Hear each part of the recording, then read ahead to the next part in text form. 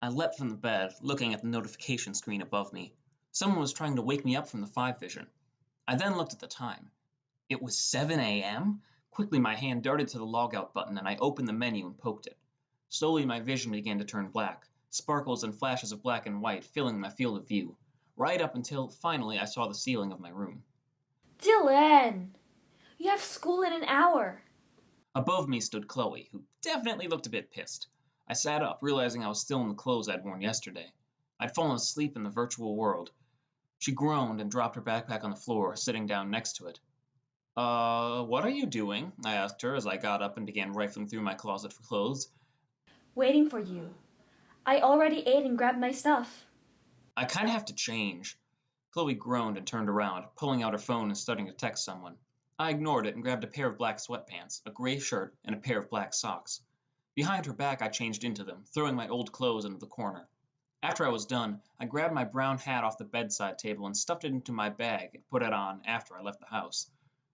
You ready? Asked Chloe as she got up. A closer look at the time read that it was actually only 6:30. It's a bit early. Can I go back in for a bit? No! You completely lost track of time. What were you even doing in there? In truth, I'd been sleeping for most of the time. Same times I usually went to sleep, except I just fell asleep in the virtual world and in here. Nothing important, but if I can't go back in there, then what? She took my hand and yanked me out of my room. Well, go to hell early. 5 minutes later, we arrived at school. It looked a bit different, probably because by the time we usually get here, the sun is already up and lighting up the town. We passed a lot less people as we walked in the door, and people were probably a bit surprised to see me with my sister. I then remembered that nobody even knew she was related to me. Won't they make fun of you? I asked her as we turned a corner towards the pool and language classes. She shook her head. Not if they want to open their locker to a cheese bomb. I didn't even want to question what that was, but I did remember someone purchasing a decent amount of melted cheese from the school dealer. However, Chloe led me into the pool room, and as soon as we entered, the smell of chlorine and the sound of peace filled me. I had occasionally gone to the pool room during lunch, just because it was quiet and peaceful. Hold on, I'll be right back, Said Chloe before she slipped into the girls' locker room. In the meantime, I laid down against the wall, opening my phone. A notification had popped up. My grade in history was a bit low. I needed to keep it at a perfect 4.0, but right now it was a C. I'd already gotten the notes and answers for my math class for now and had managed to learn the material quickly, so that was done. But for history, it was simple, but not so simple. A bit of a contradiction. Learning everything was simple, but getting multiple assignments a day was not. But maybe I could find a way around that. Another notification popped up and I clicked on it. It was for the mobile app for DragonLight Online. I couldn't do anything on the app control-wise, but I could mess with my inventory and use the menu. I had received 5 new friend requests. I opened them all, seeing a few familiar faces. Kira was the first, her profile picture one of her online characters smiling with the cat on her shoulder. Liru had a simple profile picture of just her looking away from the camera purposely. With the second being Liru, the third was Kieran. He was smiling and holding his staff that glowed in the picture. I accepted all 3 of theirs. The second to last was a familiar face as well, Jack. He was still wearing his ninja-like outfit in this one, except this time his eyes were glowing blue. A lens glitch? Finally, the last one. This one was from someone by the name of Tobias Corlon. No profile picture, actually no profile. Upon clicking on it, instead of bringing up a page, it just refreshed the one I was on. That one I chose to ignore. A few minutes later, Chloe walked out of the locker room, wearing a one-piece school-approved swimsuit. It was a navy blue one and had a few numbers and symbols on the side. I looked up to see Naomi walk out behind her. However, she had on a white and red bikini instead of a school swimsuit. The school swimsuit sold the ones that Chloe was wearing to students, but wearing your own was also possible. They both walked over to the water and dived in, splashing a bit of water onto the tiles, but missing me. They both submerged, and I smiled for once, remembering that I had friends. Well, well, well, look what we have here. The door swung open and the man walked in, 2 others behind him. It was James and his posse, Logan and Bob. They grinned evilly, looking at me and trying to intimidate me. They slightly did. Little kid playing on his phone. Worthless piece of shit. Logan? He said as he snapped his fingers. Logan lunged forwards and grabbed my phone, ripping it from my grasp. James then took it and looked at the screen. Aw, Kid can't make any friends here, so he has to find fake ones. Virtual world. Ha! Just a bunch of sex-crazed nerds. He began swiping through my friends list, and I tried to get up and stop him, but Bob simply kicked me in the side. Kira, huh? She looks hot. Bet you want to hit that, huh? Even in a virtual world, you can't even get a girl. Let alone some simple friend. Probably just people feeling bad for you. Oh, maybe you made multiple accounts and friended yourself just to look cool. Shut the fuck up! I sent a single punch into his face, causing him to cringe and stumble back. But when he regained his senses, he glared at me. Bad decision, kid. Hey! Chloe and Naomi walked across the side of the pool, their fists balled. Chloe walked right in front of James, staring into his face. How about you fuck off before I rip your balls out and throw you into the pool so you can freeze to death? Ha! I'd like to see you try. James was knocked forward, falling right into the pool. Naomi stood behind him, smiling and looking at Robert and Bob. They both ran towards the door. Chloe picked up my phone from the floor, handing it to me. I smiled and took it, dropping the phone into my bag. You good, Dylan? Or do I need to teach him a few more lessons? Naomi said with an evil smile as James tried to swim to the other side of the pool. I put my hand up, saying that it was fine. The three of us walked out of the pool room, leaving him behind and heading off for class. I owed them, definitely. But how I'd get my history work done, I still didn't know. A few hours later, school finally ended. I rushed home as fast as I could, and Chloe followed close behind. For some reason, she was being weirdly close to me. By the time I entered the room, taking a snack with me, it was around 3:30. I began to set back up the 5 vision. Hopefully by now the game would be set up. But halfway through, I stopped. Something James said. It stuck with me. Virtual world. Ha! Just a bunch of sex-crazed nerds. Are any of them real? What if they were just NPCs? Or creepy 30-year-olds with no life? I laid down on the bed, slipping off my jacket and my hat and pulling the 5 vision in front of my eyes. I then pushed the button on the side and everything flashed black and white. Loading character 1, Aldren.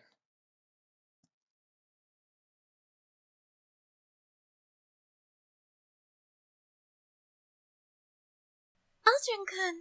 I laid on the bed in the player housing, Kira standing nearby. The black cat was on her shoulder, and her glowing tail was moving back and forth behind her. I'd still have to get used to that. Hi, Kira. Is Liru here? A few seconds later, the room shook, and I jumped up from my bed. We came around the corner to see Liru covered in ash, a pile of broken glass sitting on the table in front of her. What was that? I asked her. She coughed up a bit of ash. I'd attempted a sickness antidote. Wanted to try and make a few in case Kira here tries using the Master Wand and we aren't near any settlements. Kira waved her wand and the ash on Liru disappeared. She then walked towards the door, pushing it open. The sun had risen back up into the sky, and everyone was out. The flood of people for the celebration last night was gone, but we could still see others walking around. The nice breeze blew across us, and the nearby animals played in the clearing. Everything seemed perfect. But not everything was peaceful. Stay back! Where the hell did they come from? We all turned our heads to see several men at the front gates, all armed with weapons. Several bodies of NPCs laid on the ground. Stay here. I got this. This was a chance to fight. I charged forward towards the gates and stopped, cutting down 2 creatures. They looked to be wolves, but their fur was red. It was then that I saw it all. The fields were in flames, those red wolves swarming the place. Just then I saw another 2 figures dashing towards us, wolves chasing them. Kieran and another woman. Keep them open! One of the wolves pounced down on the woman, stabbing their claws through her leg. She screamed in pain, reaching out for Kieran, but it was too late. Her body exploded into sparkles, and a white light formed where she laid. Kieran stood still, completely surrounded by the red wolves. He smashed his staff into the ground, trying to cast a spell. Poseidon's!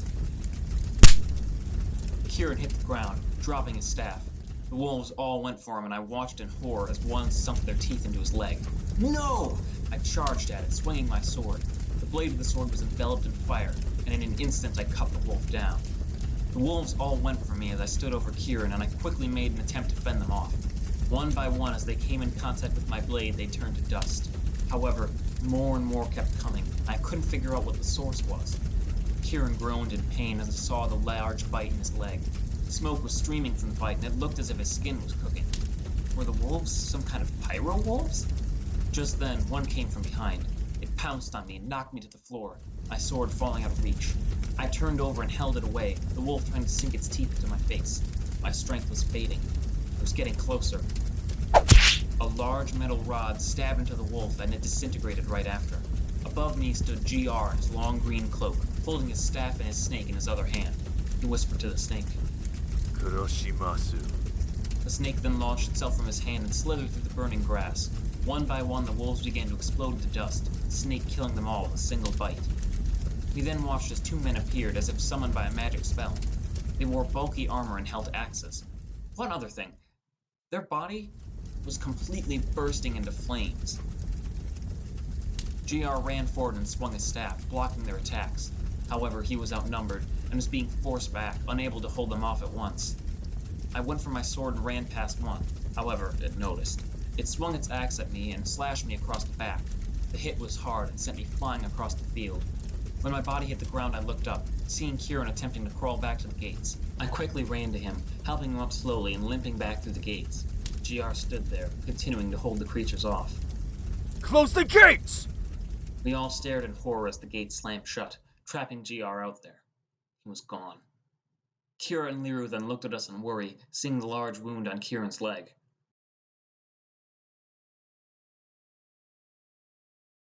He was alive.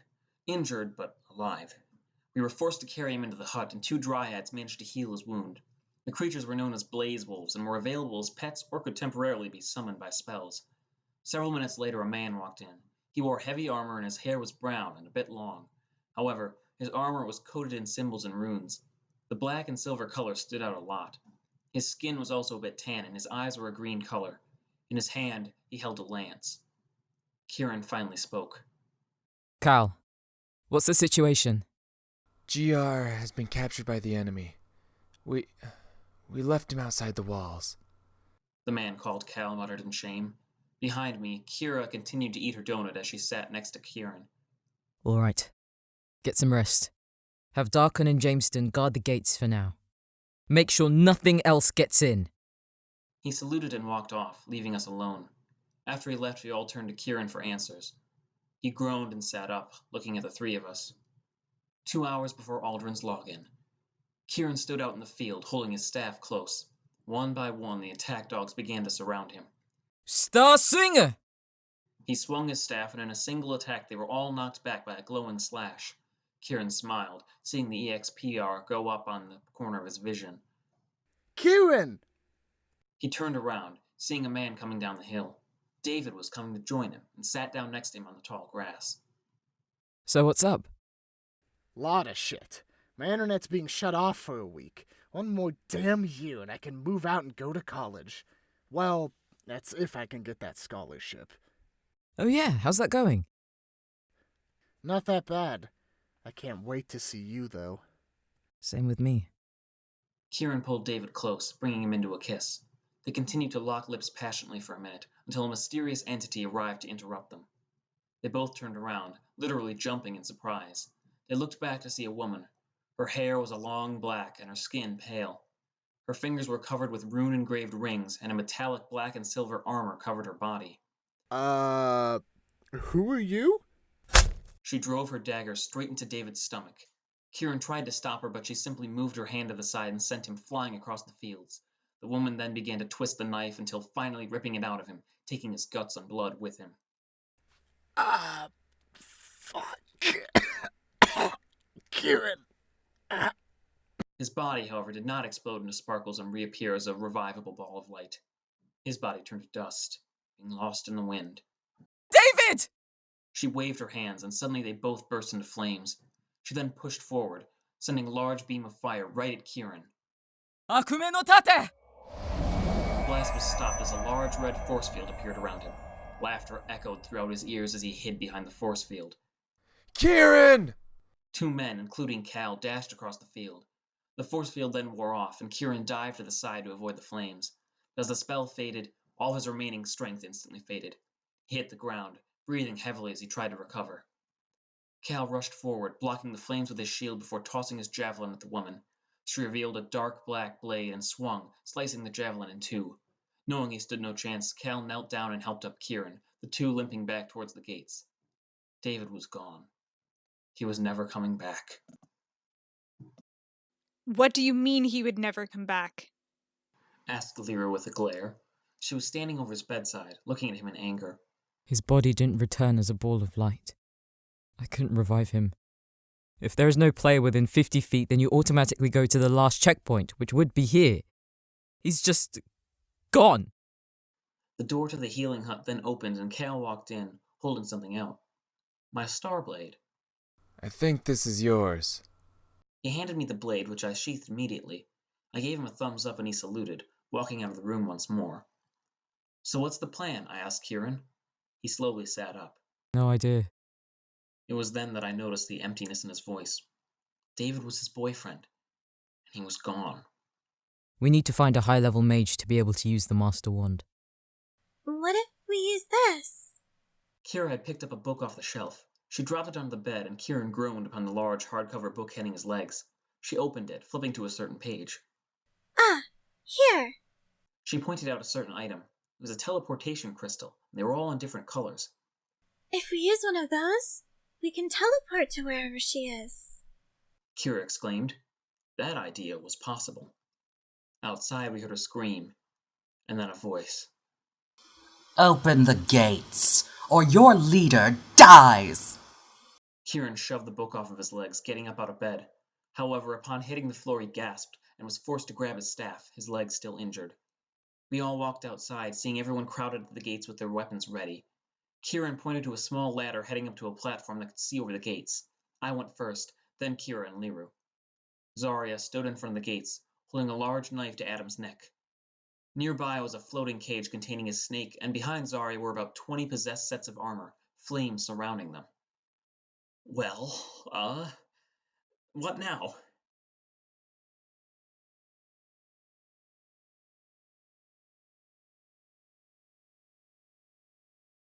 We were ready. Kieran had found and given us all stat-boosting crystals, resistance, strength, and speed. Hopefully now we stood a chance against them. The four of us approached the gates. Kieran's leg was covered in a metal support boot. He would be able to fight normally, but if the support was broken in the fight, his leg would go back to its injured state. Kieran handed us all a few items, teleportation crystals. If we teleported behind them, we would stand a chance. Go! We all threw the crystals. The shining stones flew over the gate, smashing into the ground right outside. We appeared in a puff of smoke where they had landed, and we turned around to see the creatures all turn to us. All right. Never give up. I drew my sword and smashed all 3 crystals in my hand at once. My body began to glow, same with everyone else's. We all charged toward the monsters, holding our weapons. I went for one and in a single motion jabbed my sword into the gap between its chest plate and armor plates. The sword drove through its flaming body and the armor simply fell apart. Get the gaps! I looked back to see Liru taking on 2 dual-wielding katanas. She managed to cut one down, stabbing both her swords into its neck. One came from behind and she kicked it away before grabbing one of her swords. However, the creature retaliated and punched her away, but she stopped herself by digging her blade into the ground. Kira was holding her own, standing back to back with Kieran. She was using her spells intensely, blasting the incoming creatures with bursts of water. Each blast of water that hit the armor stunned it, putting out the flames for a moment. That gave Kieran enough time to use the whipping spell and smash their armor apart. But I stopped paying attention and one went for me, swinging its battle axe down. Aldren-kun! Kira cried out as the battle axe smashed into my shoulder, stabbing itself downwards into my body. However, I quickly recovered and stabbed my sword into the warrior's leg. The flaming armor fell apart, and all that was left in front of me was Zarya. Well, well, well. Look what we have here. A puny little level 12. What makes you think you can kill me? I have more on my side. You're outnumbered now, Zarya, I announced, almost like I had planned it. 4 crystals smashed at my side. 4 warriors of the town appeared in a puff of smoke, holding their weapons. Cal was in front, holding his lance up and preparing to kill her. Zarya simply laughed. Fine then. As if she had teleported, she moved in front of one warrior, jabbing her knife into his neck and slitting his throat. She then moved back, and we all watched in horror as he fell to the ground and his body exploded in a puff of dust. "Cal, watch it!" She revealed 2 large black katanas and began to swing at us. Cal took her on, blocking her attacks but missing his own. She was quick. She then jumped back and threw both her swords forward. Cal! The other warrior jumped in front as we watched in horror as blood spattered onto Cal's chest plate. The man fell forward, his body turning to dust and blowing away into the wind. Zarya giggled. Just like the Warlock King, I can delete accounts too. When my warriors arrive back at Varlan Village, they can barrage them when they log back in, keeping them from respawning. This was madness. A player that could delete accounts? All those items. All those people. She had killed Kieran's boyfriend. She then sent a blast of fire at the final warrior, killing him and turning his body to ash. The ash was simply blown away by a puff of wind. Only Cal and I were left, and slowly we backed away from her. Giving up? Your leader will be very useful to me. No way. I couldn't give up now. I charged forward and swung at her, but she simply moved out of the way. Each time I jabbed, she dodged, and she was going at almost a supersonic rate. Was she a cheater? A hacker? She finally stopped and everything became slow. All I could hear was the beat of my heart as she held a knife in her hand and slowly began to plunge it into my chest. Aldren! No. No. Kira stood in front of me, clutching her chest. The knife was driven into her body, and I could see tears rushing down her face as she began to choke on blood. Liru and Kieran stared, Liru crying out her name through tears as everything went silent. Slowly, Kira turned her head, and I could see her blood streaking from the corners of her mouth. She looked at me, put her hand out, and turned to dust. Nobody could move.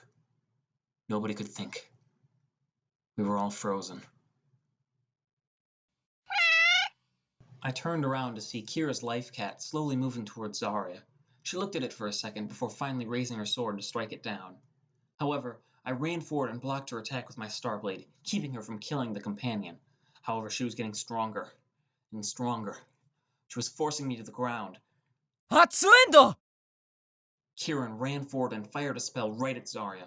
She disappeared in a puff of smoke, reappearing several feet away. Goodbye, Aldren. I'll be seeing you soon. Don't get comfortable. Zarya disappeared again in a puff of black smoke, and everything began to change. The broken armor sets all faded away, and the sky turned back to a beautiful blue. However, we were still broken. I turned around to look at the small pile of ashes where Kira had once stood. She was dead. Liru, if we go back to Varlan Town, will she be there? We all turned to see the life cat look up. Its tail was glowing and sticking into the air.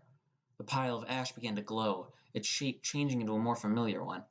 Finally it exploded in a burst of light, and a figure appeared there with the pile of ash formerly laid. Slowly the girl lowered herself to the ground until finally landing in the grassy fields. She looked up at me, a smile forming on her face. Aldren-kun! I ran to Kira, dropping to my knees and pulling her into a hug. We had known each other for, 3 days, but I still felt close to her. She was one of the only friends I had. Liru smiled and ran to her sister, giving her a hug and pushing me away. My Kira. She said a bit possessively. I smiled nervously and looked for her sword, spotting it in her hand still.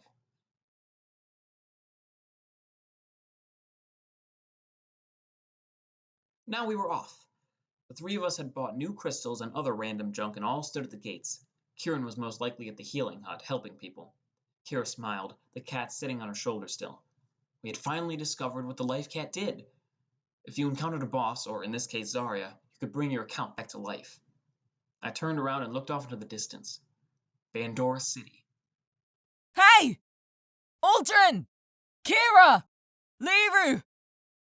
We all turned around to see Kieran dive through the gates as they closed, just barely getting through. He tripped and fell into the grass, making Liru smirk in amusement. We forget something? I asked him as I leaned against the wall. He shook his head and rose up. I've decided to come with you. What? Don't you need to stay here and help the injured? Asked Liru. Shook his head again. The Dryads can take care of it. Besides, I need to find Zarya. She destroyed David's account, and I will get it back for him. Noble goal. Seems reasonable. Said Liru as she walked past him. She walked into the fields, leading the way. Me and Kira followed, and Kieran came from behind. I looked into the sky, and a single thought lingered in my mind. Zarya, I will kill you.